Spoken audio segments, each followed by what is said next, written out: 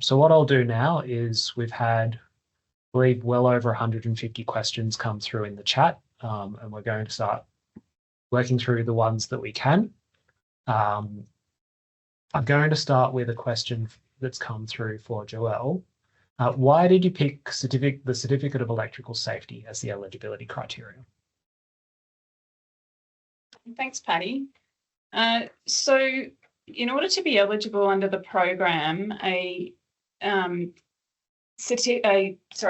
criteria involves a battery installation complying with state and territory electrical safety requirements. So this includes the issuance of a certificate of electrical compliance in the relevant state or territory where it's installed, as well as compliance with Australian standards and industry best practice. For batteries, the installation will need to test that the battery system can store the excess energy from the solar PV and also discharge it to the premises and to the grid for on-grid batteries at least. The date of issuance of the Certificate of Electrical Compliance for the purpose of the regulations, when we prepare the amendments to the regulations, will be the date that the system is considered to be installed. That's consistent with existing requirements under the Small Scale Renewable Energy Scheme for solar PV.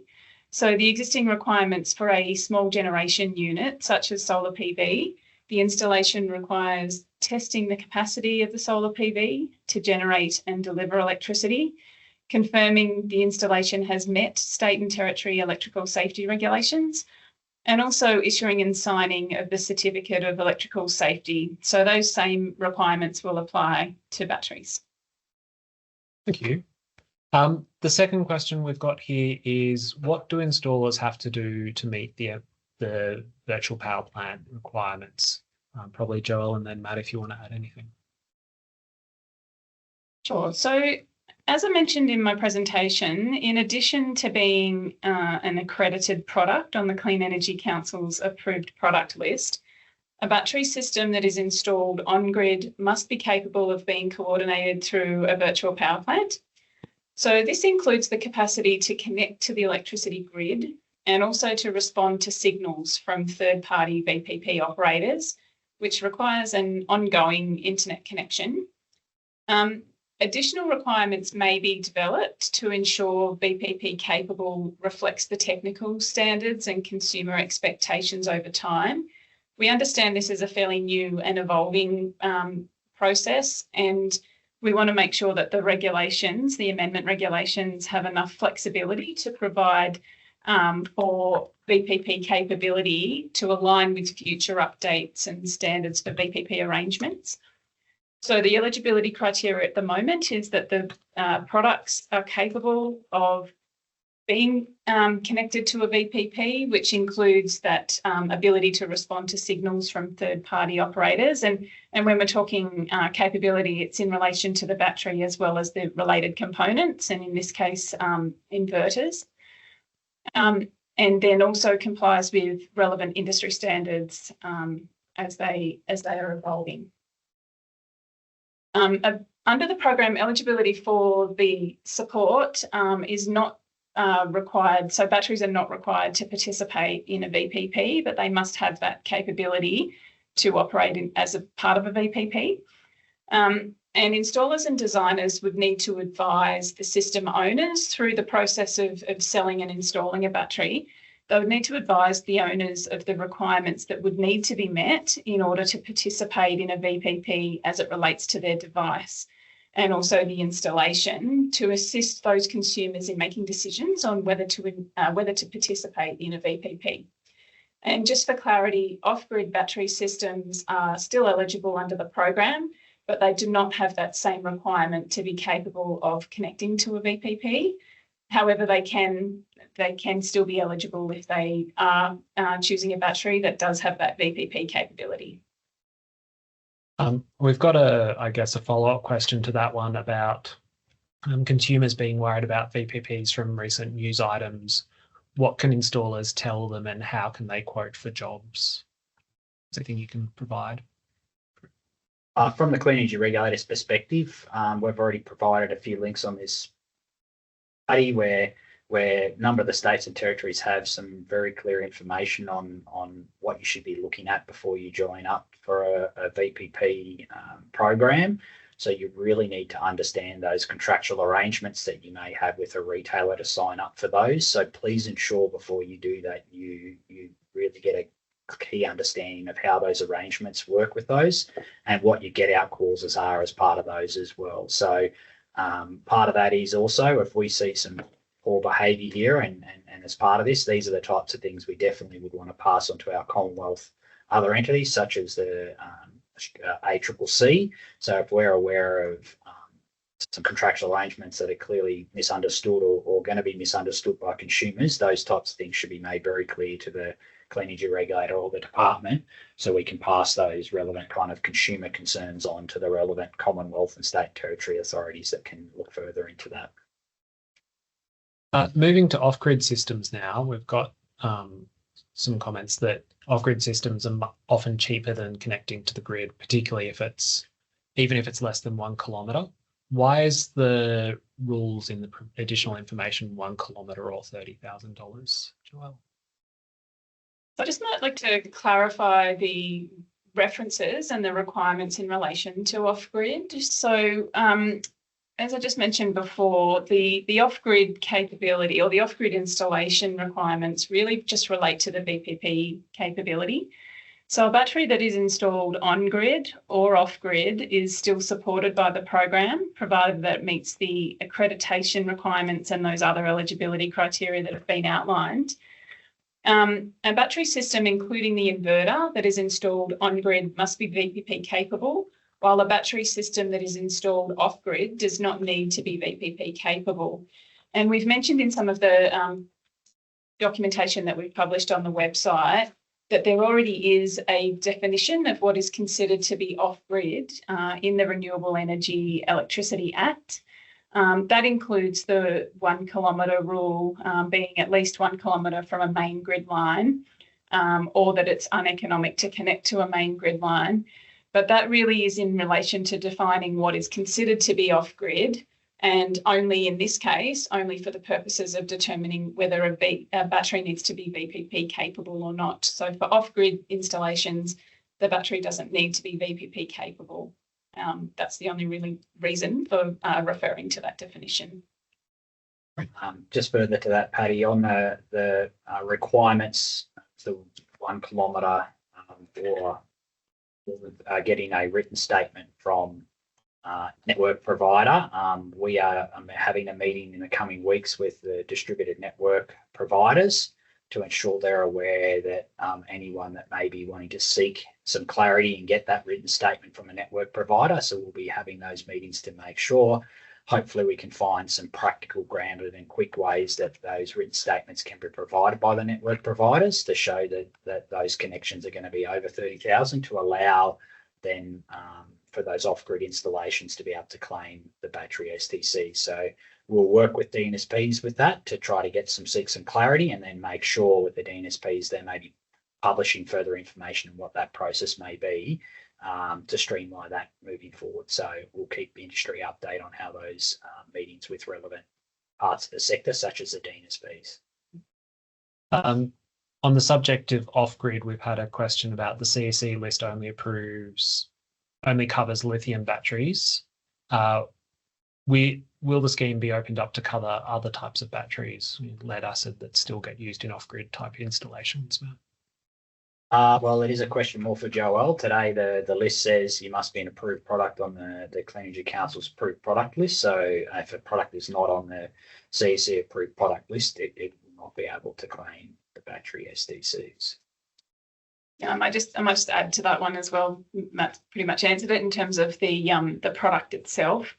So in order to be eligible for assistance under the program, a battery that is installed off-grid still needs to be an accredited product through the Clean Energy Council's approved product list, both the battery and the inverter technology and other components. But also the installer needs to have the appropriate accreditation for installing off-grid battery systems, which is outlined on the Solar Accreditation Australia website. Thank Joelle, a question for you. How will the government purchase STCs? Is it through the clearinghouse or another mechanism? Thanks, Patty. Yeah, that's right. So an important part of this program, which is quite different to how the small scale renewable energy scheme currently operates for solar PV, is that the government has decided to purchase the certificates equivalent to the volume that are created for batteries. And they will be doing that through the STC clearinghouse. We're establishing the processes to facilitate that. But the objective of purchasing certificates through the clearinghouse is to have minimal impact on the STC market. We note that the STCs will still be able to be traded as they currently are through agents and other processes, but the government will solely be purchasing the equivalent volume of STCs created for batteries through the clearinghouse. Next question, I think might be for you as well, Joelle. Are apartment blocks eligible for the program? Thank you. So I mentioned before, so to be eligible for the support, the battery must be installed with a new or existing solar PV system. It must also be eligible for support only once if it's installed at a premises. So the Renewable Energy Act already has a definition for what a premises is defined as. So it's a structure, a building or vehicle or a place or a part of one of those things I just mentioned. So if an apartment is considered to be a premises under the Renewable Energy Act and the regulations, it would be eligible for support provided that there is an existing solar PV system there. The regulations will also provide for situations where there are embedded networks, for example. So where there are several owners of separate premises residing in their own unit or townhouse, for example, in a communal environment, such as a retirement village, each of those individual premises will be eligible for support under the program. And just further to that, Patty uses that it doesn't, the person applying isn't really much of a factor in the sense with this. It can be an individual, it can be a business, it can be a body corporate that applies. That's the one that's installing it. It really is around meeting those criteria that Joelle just said around an eligible, a premises, meeting the eligibility criteria in the site system, meeting those criteria that was discussed earlier on. The next question I might jump to is a question clarifying your mention of two forms for this, one for batteries and one for solar. Can you give a bit more details about how it'll work? So essentially it'll just be from a collected information. What we would expect is agents will develop that kind of, many of them are using their own databases to collect this information. It'll be a simple form similar to like the solar one, where you'll collect information such as brand, model, installation date, kilowatt capacity, kilowatt hours of the system, usable hours of the battery system, who the installer is, the installation address. So essentially, if you looked at that solar PV installation form now that you use, it will be essentially an identical of that battery, but collecting the installation details of the battery component and then the same sort of installer accreditation details and the like. When they upload it into the REC registry, it'll be a similar form like solar. You will upload and put an application in for the battery. There will be some questions in there saying, has there been a relevant solar PV installation being claimed at this address? Because it's one of the criteria, as Joelle just said there, that needs to be met. So essentially, it will just be a similar type form that we already have for solar water heaters, air source heat pumps, but more probably similar to the solar PV system, where we do need to capture that information around accredited installers and accredited products. So we do believe it's going to be a simple process that the industry is already know how to collect this information and is already kind of submitting this information with solar PV installations. We believe it'll be a very simple process for the industry to start capturing that information and uploading to the REC registry. As we said, we're hoping we can get that bulk upload functionality into the system as soon as possible, because as we know, as the scheme ramps up, there may be thousands of applications being applied for in a week or month. We do want to make this as streamlined for industry to be able to capture their information through their own apps, all the way through to uploading to the rec registry, and then also for the regulator, building our own efficiencies at our end so we can process these certificates, get them into the market, so the financial value can be gained from these certificates. So that cash flow we see going all the way through into everyone's pockets as quickly as possible. And obviously part of what Joel said is around the buyback process, the regulator will look to publish and have very transparent on how often those buybacks are happening, how many certificates are being bought back in a certain period. So that information is transparent and everyone can see when that's happening for the industry. So only everyone can do it. The markets can see how often and how regular the government's going to be buying those certificates back. We've had quite a number of questions about stacking of the incentives between cheaper home battery programs and the state-based schemes. Joelle, do you want to take that one first? So the Cheaper Home Batteries program, or the Small Scale Renewable Energy Scheme in particular, is a national scheme that applies to installations in all jurisdictions. However, we note that some states and territories also have incentive programs for installing residential or small scale battery systems, and consumers may be eligible for support under multiple schemes. Participation in the state and territory scheme does not exclude people or interested parties from participating in the program, the Cheaper Home Batteries program. However, consumers and installers should check the eligibility requirements for state and territory schemes to understand if there are any additional conditions or exclusions in those schemes. Some of those particular programs in the states and territories have additional eligibility criteria in relation to the battery and the installation. And obviously, as I mentioned before, all battery installations must comply with relevant state and territory electrical safety regulation. Some state and territory schemes may require amendments, particularly the New South Wales Peak Demand Reduction Scheme.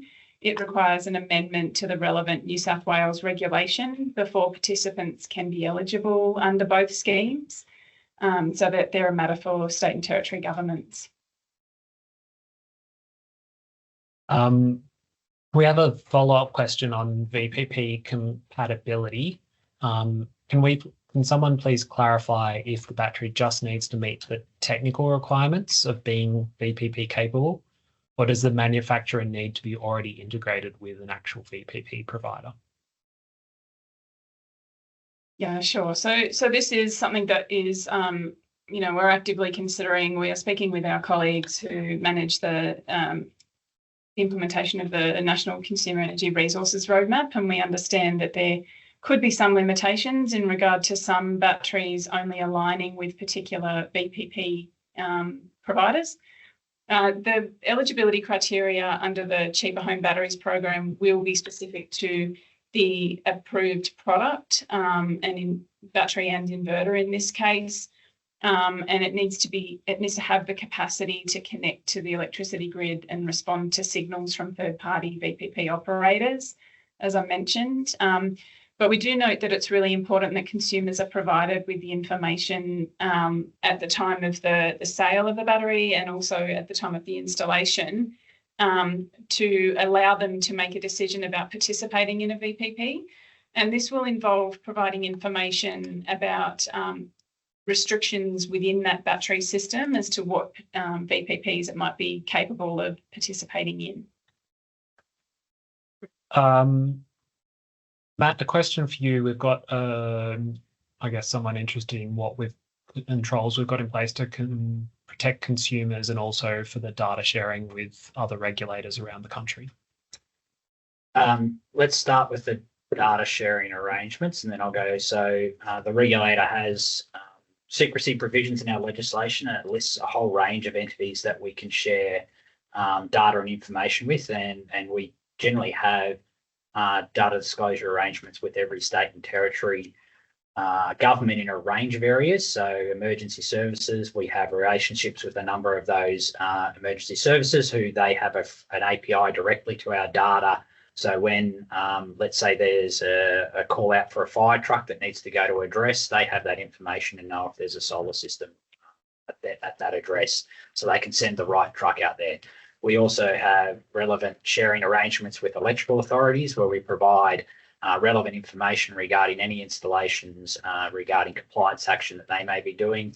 We already have relevant requirements in the legislation, not information sharing, but mandated requirements. So the inspection program we are mandated to share the relevant outcomes from those inspection results with a number of entities, which include the homeowner, the agent, the installer designer, the relevant state and territory electrical authority, SSA as their accreditation body, DNSPs and the like. So we are mandated to share any adverse inspection results with those relevant agencies as part of the inspection program.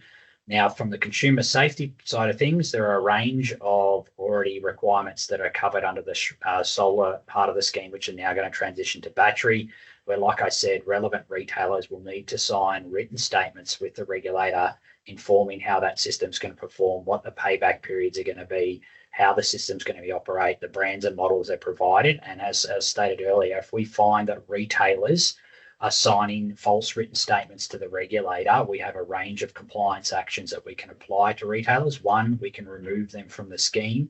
So any installations conducted through that retailer will not be eligible for STCs in the program. We can also take civil and criminal prosecution against these entities. We have taken a number of actions against installers, retailers in the past for signing these false written statements. You can gain that information from our compliance pages on our website. And we, as I said earlier in our slide, my presentation, we are having work groups leading into the release of this program with state and territory consumer affairs bodies and the ACCC to make sure that they are prepared and going to be able to manage some of those consumer concerns, and they who have the relevant responsibilities in those jurisdictions in the consumer affairs space to take action. So what we're hoping is that we'll all be sharing our information across the different jurisdictions from a Commonwealth and state to make sure that we're all prepared to manage and deal with any poor sales practices, not follow up on installations, a whole range of things as part of the scheme. We're getting close to time, and I think a lot of the question themes we've talked to. I've got a few more, and I think we'll get us there. Joelle, we've got some questions about adding capacity to a previously installed system and how that works with eligibility requirements.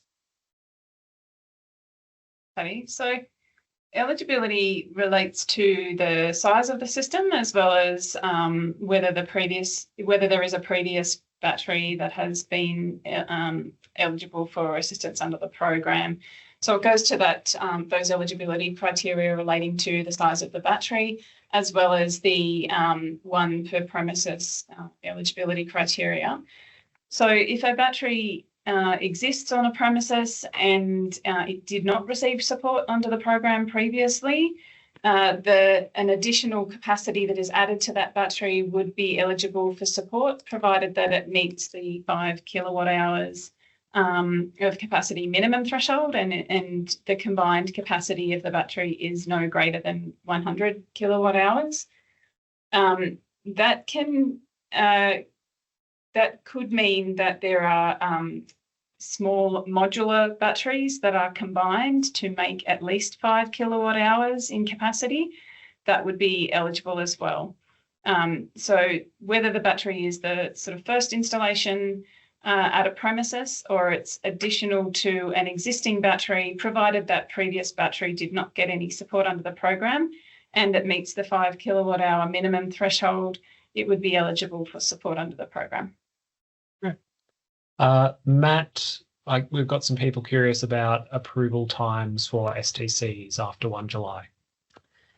The question, so as we stated in my presentation, initially to get this live in this very short time frame, we've ensured that we're focused on getting an application manual process up and running as quickly as possible and ready for the 1st of July. So initially that manual process side from agents or individuals creating STCs will be a bit slower, but then also on the CER side, a lot of the sophistication that we have for streamlining application for solar and solar water heaters will not be there initially for batteries. I don't want to put a time on how quickly we'll do that, but we'll endeavour to be processing SDCs as quickly as we possibly can, as we do for all other SDC claims for solar water heaters and air source heat pumps. What we will see is within the first 2 months post 1st of July, we have some initial second and third phases of our IT development, and 2 of those are around, like I said, the bulk upload functionality, but also some efficiencies for the regulator to be able to process applications in a much more streamlined way. So we do just ask industry for patience in processing these certificates. We will, as best we can, even provide further information as applications are coming in. And if there are going to be further delays, we'll be very transparent and send messaging out to the agents that are clear on that there may be delays and what those delay timeframes may be. Is it days? Is it weeks? We'll be very transparent with that. But we do ask for patience when you're ringing the agency through our contact centre or directly to the assessors within the small scale renewable energy operations team. I think this will be our last question. We have a question about how the program's going to be considering product stewardship at the end of the battery life, I guess. Sure, that's a really important question. I note that there are other areas within our department, with the Department of Climate Change, Energy, Environment and Water, who are particularly looking at product stewardship, both for solar PV panels as well as batteries. And we understand, you know, the implications of the program adding a battery to an existing solar PV system could result in some of those products being something that ends up being going to landfill, and we're seeking to sort of prevent that from happening. So I just would like to mention that the Australian government agrees that managing the end of use solar panels is an important part of transitioning to a more circular economy. And everyone who imports, designs, produces, sells, uses and disposes of the product has a shared responsibility to reduce the environmental and human health and safety impacts of those products. And this includes increasing the recycling of and reducing the waste from renewable energy systems. So the department is currently investigating options to reduce waste from solar PV systems. And as the department progresses this work, it will consult publicly where appropriate. So for more information on those sorts of measures, you're encouraged to reach out and have a look at the Q website for information on what's happening currently with product stewardship, and also as further work progresses on that as well. In relation to batteries, I'd just note that the state and territory governments hold many of the legislative levers that are needed for effective waste battery management, such as setting requirements for storage, transportation and recycling.